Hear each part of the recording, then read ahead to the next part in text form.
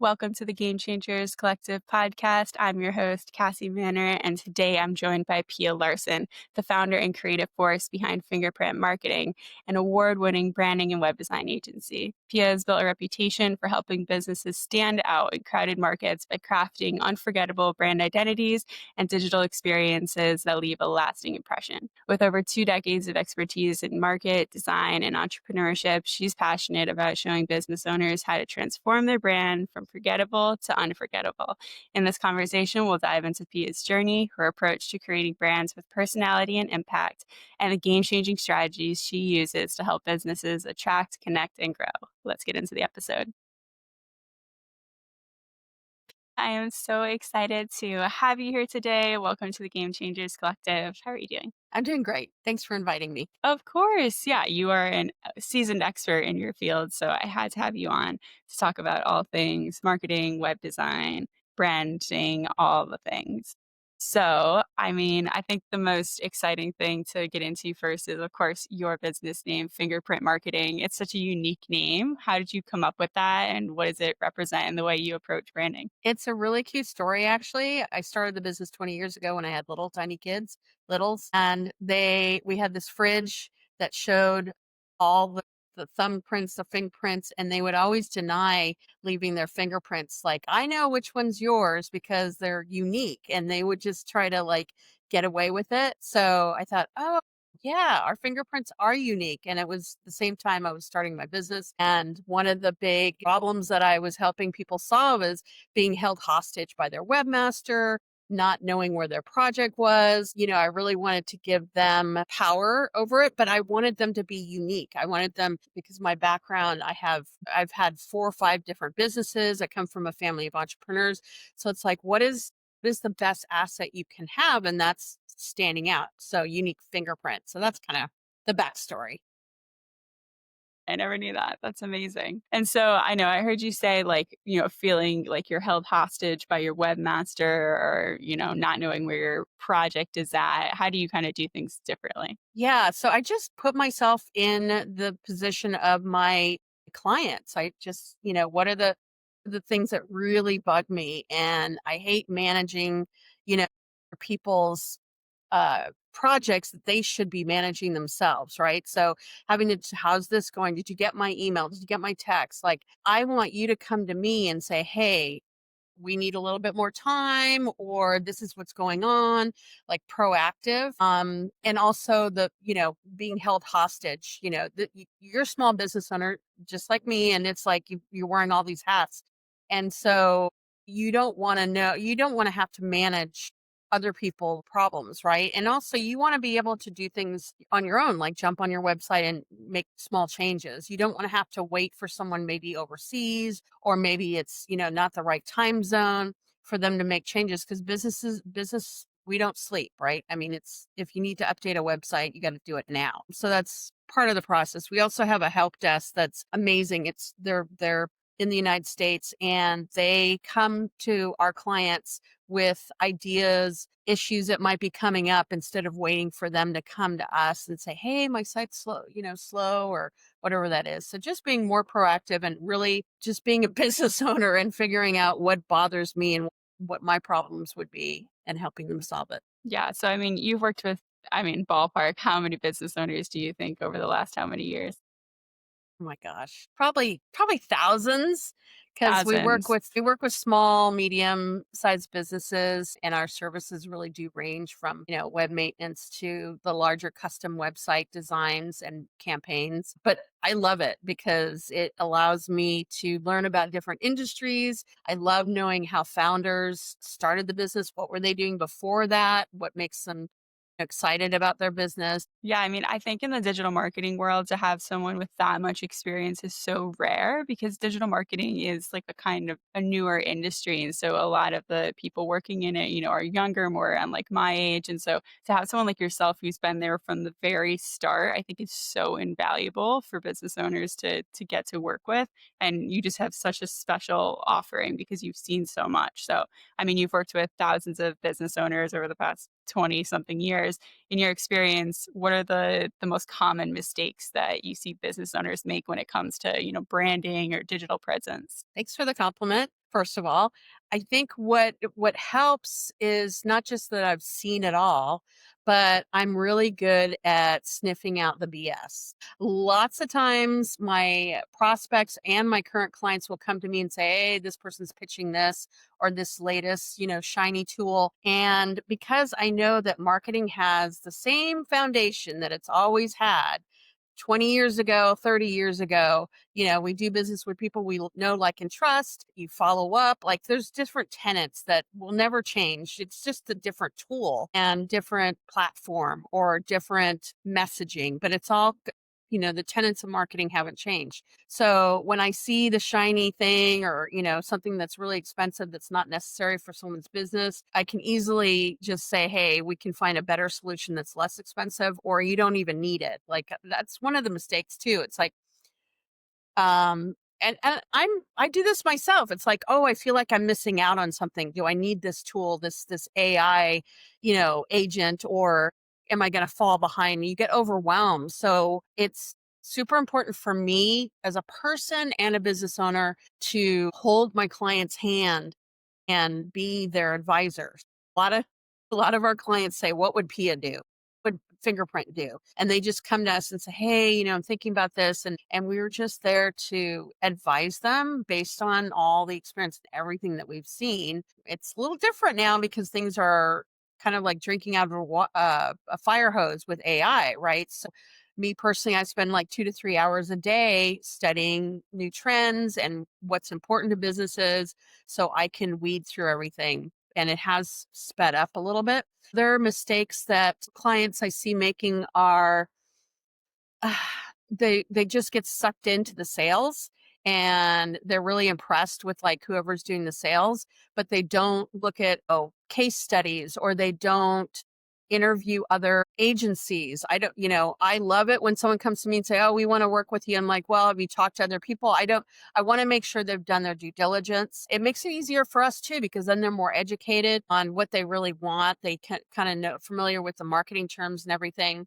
And I don't want them to second guess anything once we start working together. So, yeah, you might have a great website, you might have fancy social media. What is your experience? How many years have you been in business? What is the proof? Do you have great testimonials on Google? We work internationally, but we started in Seattle. And so we've got like 75 reviews in that area. And then we're building businesses here in Sarasota, Florida as well.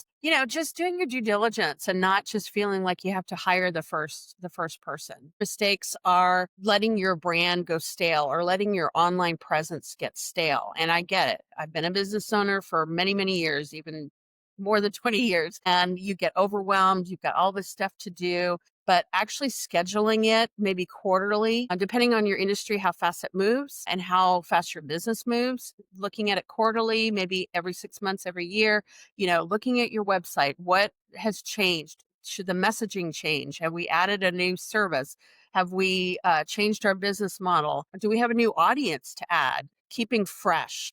It'll also help you get found online and get ranked, especially in AI results, because you're keeping your content fresh all the time. You don't necessarily have to change your business, but just keeping fresh content, fresh photos, testimonials across all the platforms. So, yeah, those are just a few, but I mean, I can talk for hours on things that we've seen, unfortunately. Yeah, I mean, I think why you're so excellent at really enmeshing with your client's business and having their best interests in mind is because you mentioned you grew up as a family of entrepreneurs. And that was the same for myself. And so I always kind of thought of things from the business owner standpoint. And I think people who maybe didn't have that kind of experience where they, were lucky enough to have, family who was entrepreneurs, parents who are entrepreneurs, it's a little harder to get into that mindset Yeah, when they're thinking about the business owner, they're kind of more thinking about themselves rather than thinking about what would I want this to happen to my dad or my mom or my grandma? Like, how would I want them to be treated as a business owner? And I think that's something that, you and I do really well because we were lucky enough to have that experience. absolutely. We're definite different breed. Um, really different breed. And I'm not saying we're better, I'm just saying we're different, and we really have a knack for putting ourselves in other people's shoes. And I tell my clients that all the time. I say, if it was my business, here's what I would do, and just speak honestly about it. So yeah, it's a great Yeah, so, I mean, you've run Fingerprint for years. What's been your biggest lesson as an entrepreneur? boy. Some little lessons. My team is one of my most valuable assets, whether it's partners that I work with or employees or vendors. Those are your bread and butter, right? Those are the people that you're building your business on their shoulders. And so recognizing them for just being loyal and consistent. Most of our team members and partners we've been with for many, many years, and they get to know you intimately. They and they're in the of you as the founder.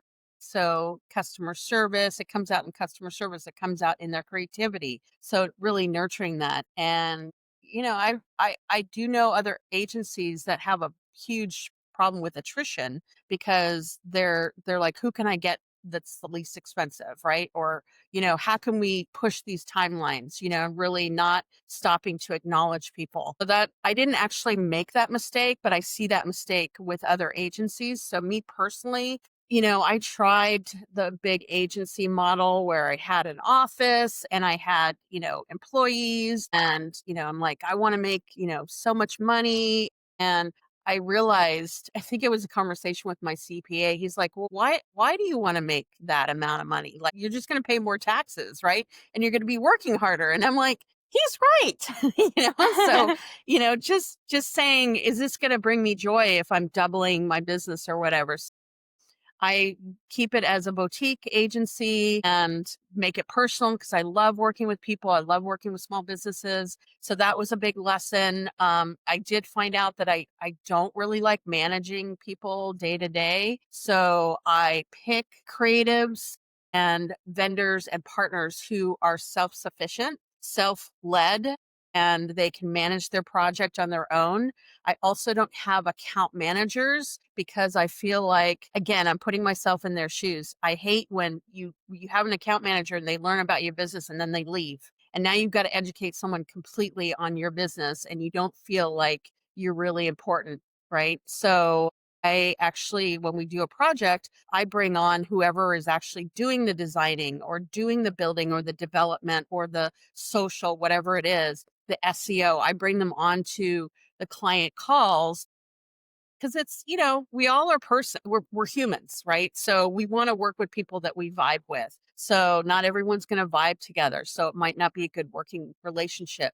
And also you get a more I think the expectations on the client's end are more aligned because they're talking directly. There's no middleman. There's no room for expectations. So that was a big lesson very early on. Yeah. I mean, I think that's invaluable having, clients be able to work directly with the people they're going to be working with right away and not some like 10,000 foot high person who's kind of trying to manage it all, but not actually, having that human to human connection because like you said, people want to work with, people. And I think that's so important with marketing in general, right? Everyone's always like, oh, are you B2B or are you B2C? Like everyone's H to H, everyone's human to human. And it Yep. sounds like Age to age. you've yeah, it sounds like you've really, kind of mastered that throughout your years, so congratulations on that. And because I'm like a boutique agency, a lot of my clients are friends, which I love. It's like an added bonus. So I know where they go on vacation.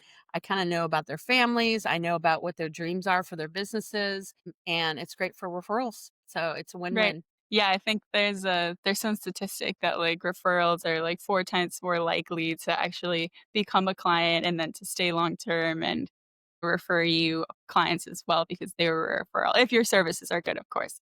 Yeah, of But course. that sounds like that's in the bag for you. Yeah. So, I mean, things are in a great spot. Right now you've built a successful agency, you have a great team of partners.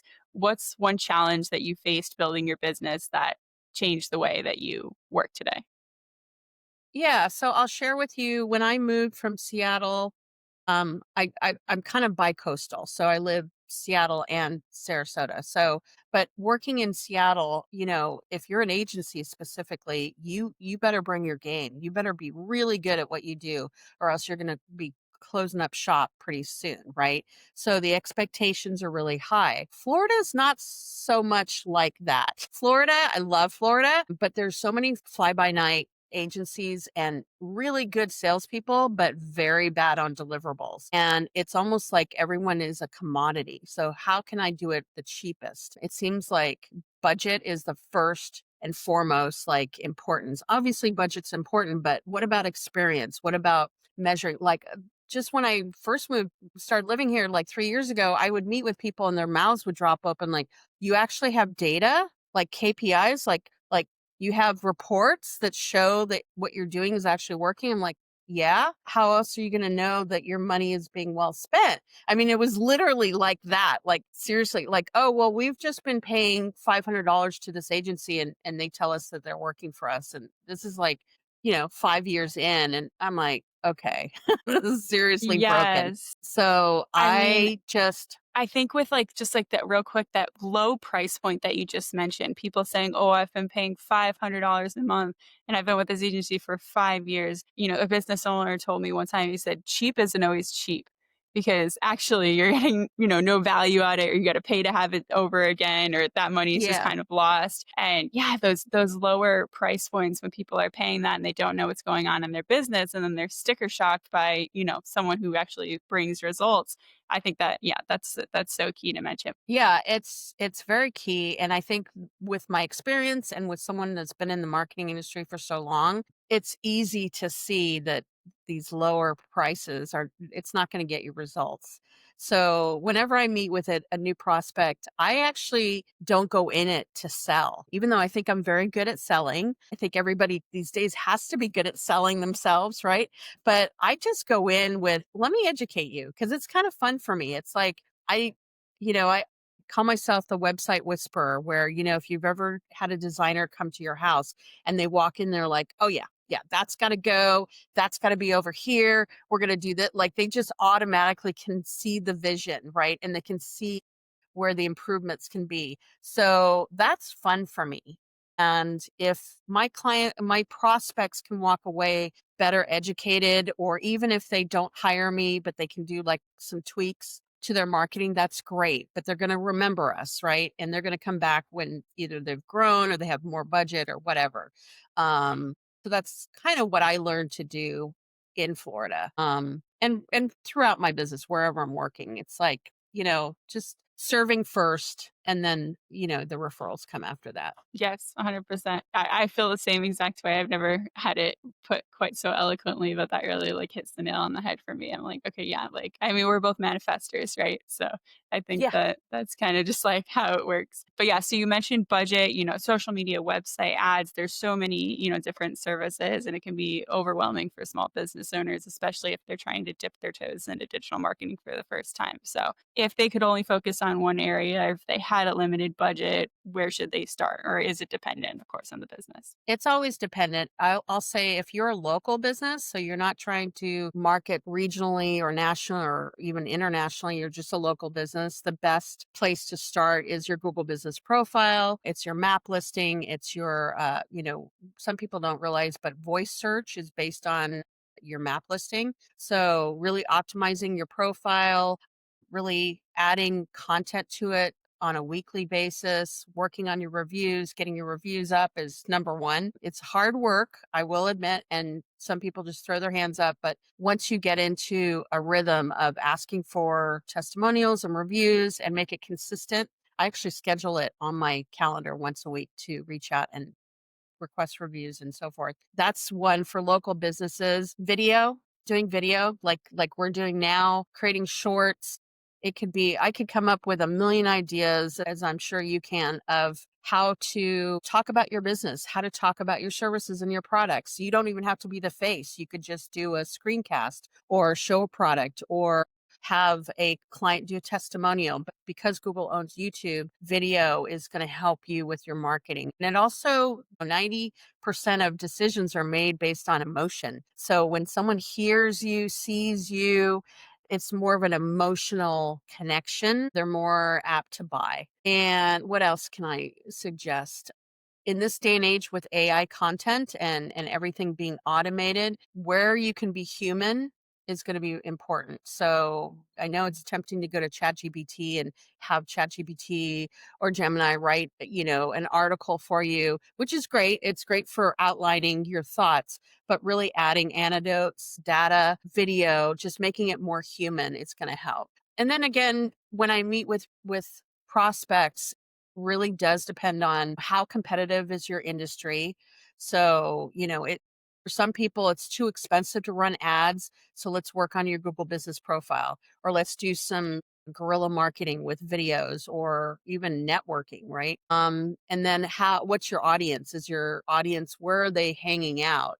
Are they on social media? I just spoke with a prospect who has a law firm here, and no one's on social. They might be, but they're like, they're retired, they're looking for wills and trusts, and they're high net worth. So really, where are they? They're probably more likely to resonate with Google ads than on social media.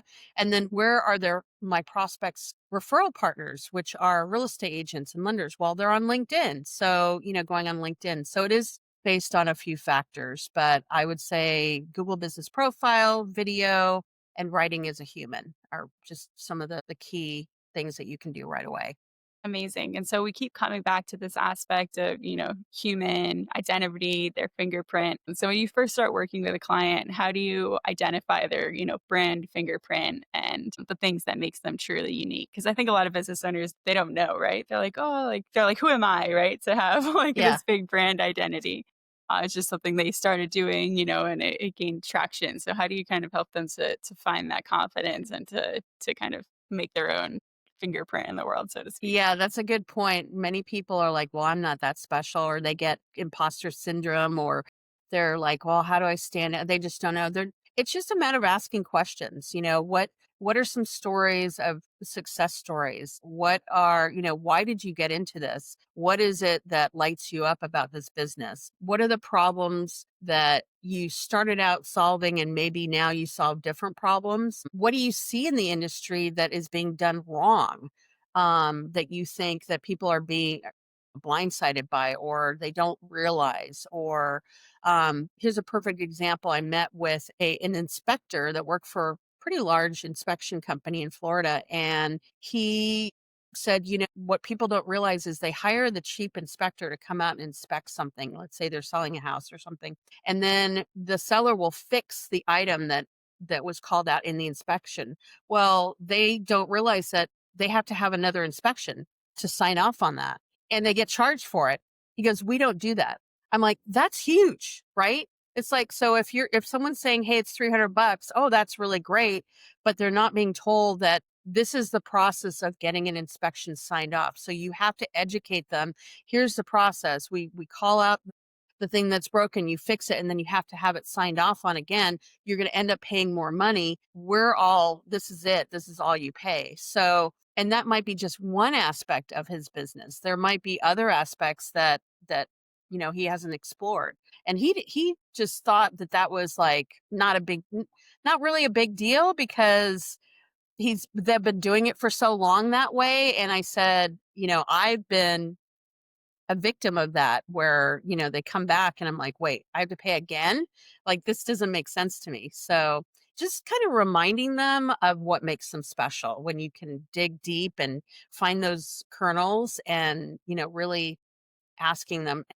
My clients love this activity because it refreshes their idea of their business. A lot of times we just get beaten down because we're under stress and we're doing so much, and we just forget how special our business is or can be. Some people think that they're so far away from success that they might as well just give up or just keep going on that hamster wheel. And I can show them, here's your competition. You're like right there. Like, you could leave them in the dust so easy. Let's do it. And it helps them renew their excitement for business. Yes, 100%. I mean, I think, working with clients, you're really like their kind of coach in a way, not just with marketing, just with confidence, and you're kind of Yeah. life coaching them and having that personal relationship. And that's invaluable for business owners to have that, one-on-one connection. And I think that's why you built such a valuable and close knit group of people around you.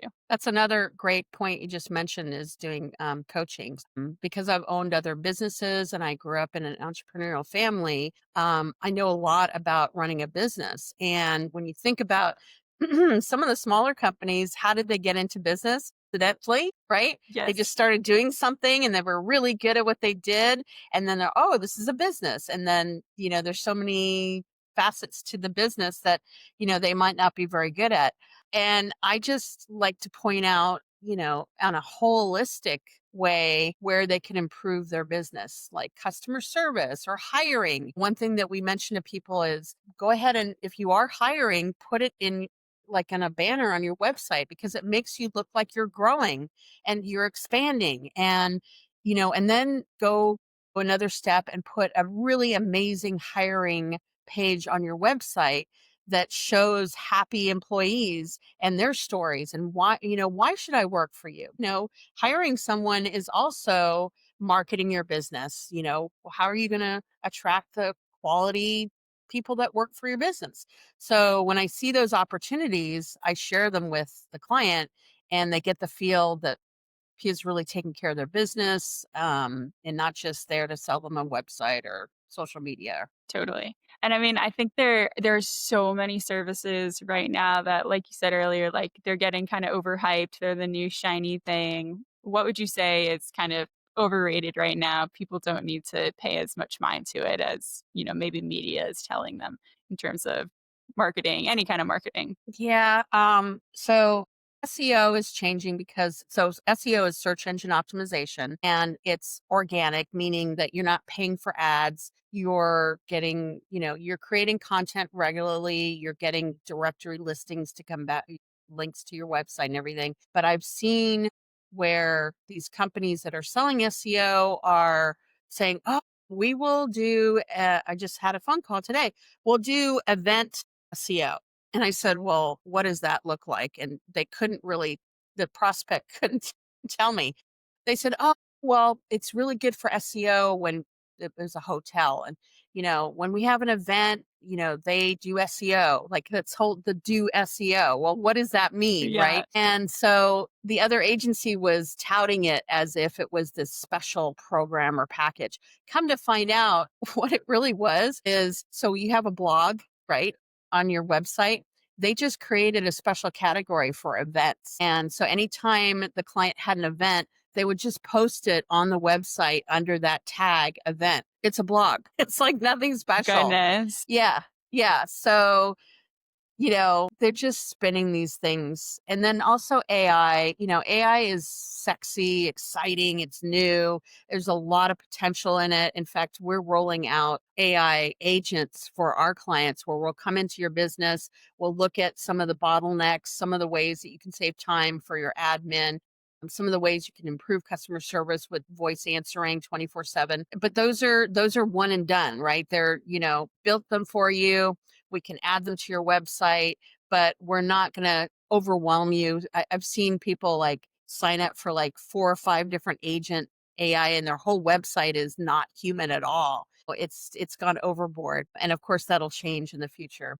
Just being a educated consumer these days is a full time job, Yes, especially 100%. as a And business owner. yeah, I mean, with the, like, event SEO, thing. It's just I think that is honestly, like, why marketing agencies get a bad rep sometimes because there are those marketing agencies that are just like jackals. They're just trying to, like, tell people things that they don't know what they're talking about, and they wanna charge them all this money for it, and they don't explain it, and the business owner doesn't know, right? They're not an expert in digital Yeah. marketing. They don't keep up on all of these things. So, what would you say are, like, maybe like some red flags for business owners to when they're interviewing different agencies? You've worked with so many different agencies, you've heard what other agencies pitch to their clients. Where are some things that business Boy, owners should be tons of red wary of? flags. If it's too cheap to sound good, you're not going to get results. $200 a month for an SEO expert to get you leads to your website, it's not going to work. And I tell prospects all this time, I said, we're not the cheapest, but we're kind of in the middle. Here's what you can expect for this amount of money. So just, and you don't, and prospects don't know all the time. They're like, I don't know what my budget should be. Right. So it's just, again, a matter of getting educated. So that's why it's really important to compare, different agencies. Another red flag, I hate to say this for my solopreneurs, because I started as a solopreneur, but really working a solopreneur, because it's really tough for a solopreneur marketing person to really know design, really know development, really know social media and SEO. And, they're wearing way too many hats. So they're a master of none. Right. So that's why working with a smaller agency, I think, is powerful, because not only do you have the mastermind, of a whole team, but you have specialists that's all they do. Right. So that's another red flag. Another red flag is they don't answer their phone. They don't call you back. They don't do things in a timely manner. Like, I'm going to call you or send this tomorrow by end of day, and they don't do it.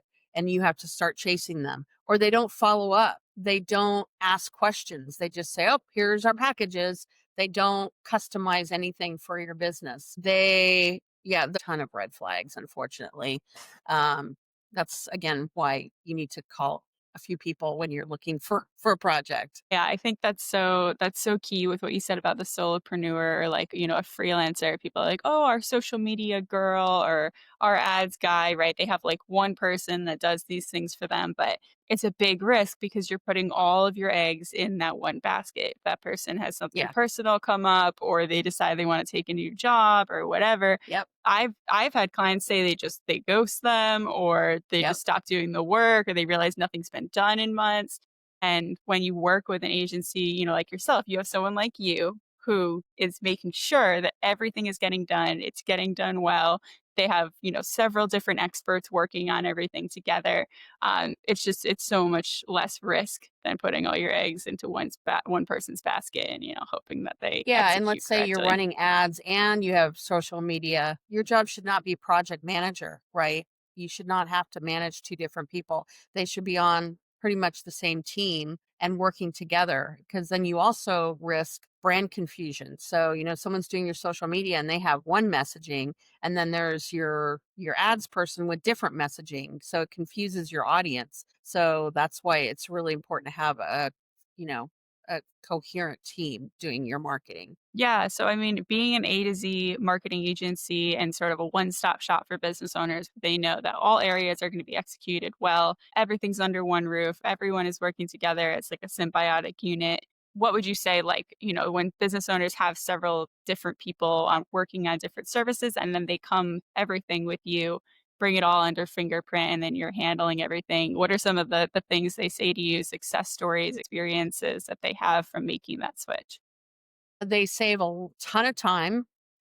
Because they're not chasing different people, and, we have maybe one meeting a week where we go over everything. There's communication is way better. They're also saving money. They're finding out that they're not having to push things back. A lot of times when you work with a freelancer, it's like, nope, that's not what I had in mind. Nope, that's not what I had in mind. They just don't have the experience or the level of specialty, so you're constantly having to wait for iterations.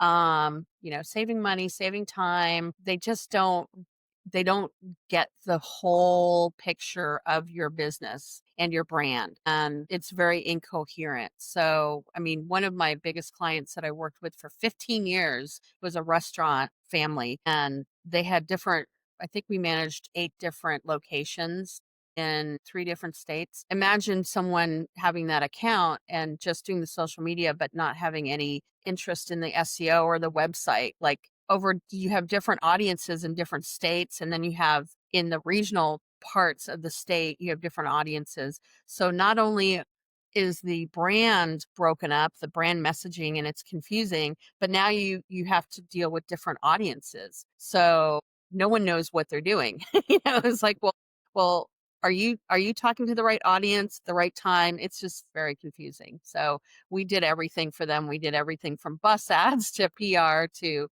social media, website maintenance, grand openings, and everything. So they were very happy with us until they got to the size where they wanted to bring it in house, which is an option for people to bring it in house. It just gets a little costly. It just depends on what, your business and what direction you want to go. Amazing. And so, you keep your finger on the marketing pulse and the brand pulse. So, what's one brand that you really admire that you think nails their identity and their branding and their messaging and why? Wow. I always love Starbucks because they have beautiful graphics and they're kind of cheeky in their marketing. Um that's a really good question. I know because there's so many, and you just like There's so constantly many. see different brands. Yeah. Yeah, the potpourri. I don't know if you've seen the potpourri Yeah. ads where it's like the spray for when you go to the bathroom are brilliant. I studied advertising in college, so I love good advertising. I've seen a couple of email campaigns that are right on the mark where, they're just so here's what I'll say. I don't have an actual brand right now that's coming into my head, but I think humor in your Yes. marketing is really important. And if you can do it well, it's brilliant. Like you will spend less money, you will have more loyalty. Statistics show that when you can make your audience laugh or chuckle or even like smile, they're going to remember you way more than something just dry. And even if you're in insurance, even if you're in financial services, you can have fun with it and be cheeky and yet professional. So for me personally, when I see a clever, tongue in cheek kind of ad or campaign, I will immediately follow them, whether I need the service or product or not, because it's just, Yeah, people wanna have fun. Nobody wants to be like, "This business is very serious all day long," yeah, right? We're yeah, humans, we wanna laugh, we wanna have fun, so I totally agree with yeah, you on that. yeah.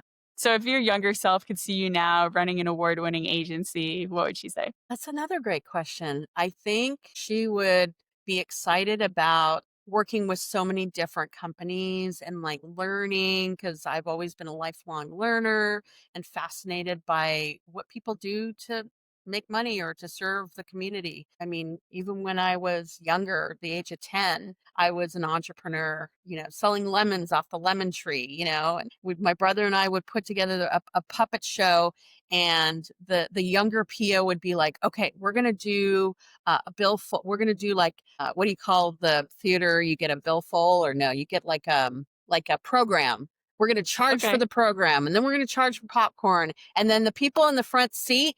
That's the premium seating. So we're going to charge for that. So I think she would give a hand clap to fingerprint marketing and where we are today because we're always looking for opportunity. Yeah, that is so funny that you mentioned that. It just like I just had all these flood of memories from my childhood that I've never talked about online, but I used to do the same thing. Like, I think there's something in Did that the you? entrepreneurial bloodline. Yeah, like I had like a nail salon in my Yeah. closet, and if we had friends or family over, I'd be like, "Come on in, it's $5. I'll do your nails. I'll give you a pedicure." Yeah. And then Yeah. my friend and I would play this game where we would like run around the house and pick up different stuff, and then we would like set up stores and we would like go to each other's stores and buy stuff. Yeah. It's so Yeah. funny, and I loved Monopoly. Like, I had every Yep. single Monopoly that there was, and yeah, it's just so funny. I think it's in that book, Rich Dad, Poor Dad. Have you heard of that book? Yep. Yep. And he says how he Classic. literally learned, yeah, the principles of capitalism and entrepreneurship through playing Monopoly, and it was one of my favorite games, so yeah, that's so funny. We're definitely cut from the same cloth. Absolutely. Yeah. Because we see opportunity everywhere, right? And that's, I think, why our clients resonate with us because we're big dreamers. And sometimes you just need to talk to a business owner and say, okay, you can do a million things. You can spend a bunch of money, but what do you think is going to light up your audience? What do you think they're ready for next? And just dream and be creative. And I think that's pulling from a playful childlike imagination, because we're all so serious in business. Yes, 100%, and marketing is where you kinda get to be fun and scratch that creative itch while also, doing the most important thing, which is growing the business. Yeah. 100%. So, I ask our guests here, what is your piece of game-changing advice that you would offer to It can be entrepreneurship, it can be, business owners, just a piece of game changing advice that really changed the game for you when you had that realization or heard it, you were like, "Oh, that's it." So people are you meet people for a reason. People come across your path for a reason. And I think some people tend to dismiss people that come into their lives because they don't live the same life or have the same beliefs or are on the same path. So just having an open heart to like, huh, interesting and really getting to know someone, whether they're going to be a friend or a business partner or a client, doesn't matter. You never know. You never know. The next person you meet could be your huge referral partner, could be your best friend, could be your next love of your life. You never know. So just having a open heart and a learner's heart, so being open to learning new opinions, new ways of doing things was huge for me, especially because I grew up in a family that, they were pretty black and white. Like these are the people that we hang out with. I'm like, "No, no, the janitor down the street is hilarious, right? Or the guy up in the C-suite is, he's really good at mountain climbing." Like everyone has like a superpower or special something about them. That's probably what I would pick. The optimism and curiosity and playfulness that you approach life with. And I know we were talking the other day about you're kind of moving into, your third act. You've built this successful business and, and you've talked about kind of coaching a little bit. And so what's next for you? What are your new kind of your dreams, aspirations, visions for your next 10, 20, 30 years? Well, from a professional standpoint, probably doing some more things with AI and just solving problems that our clients might face. Not necessarily problems, but finding solutions that would help them, with their business. On a personal note, you and I have talked last week about doing videos that don't have to be monetized, that just share my thoughts in my third act, and I guess my goal is to build an online community or tribe of people that either get inspired by my stories or that I can help or that inspire me that I can have a conversation with because there's just so many people I can meet in my geographical area, but there's the whole world out there. So I think it'll be kind of fun to just start the conversation online. Who knows if it'll take off or people will listen. You never know, but stories, that's what makes the world run. So hopefully I can help someone, even if it's one person, get through some of the trials and tribulations that I've been through and laugh at it, you know? And maybe they have some great ideas for me because I don't have all the answers. I'm in my third act. I've raised my kids. I have my businesses all, set up. What's next, So maybe someone in my tribe on TikTok or YouTube will have a brilliant idea for me that I never considered. So, yeah, that's my next project. I love that. So excited, and I'm always cheering for you. It's always a Thank you. pleasure chatting with you. Thank you so much for being here today. If people want to connect with you, schedule a consultation call, learn more about you, where can they do that? They can go to fingerprintmarketing.com and I'll do a chat with them for 30 minutes. And they can find me on LinkedIn as well, Pia Larson. And I mean, I'm on all the socials, but, probably if they want to, talk about business, going to fingerprintmarketing.com. Amazing. Pia, thank you so much. It was a pleasure chatting You're with you. welcome. Thank you.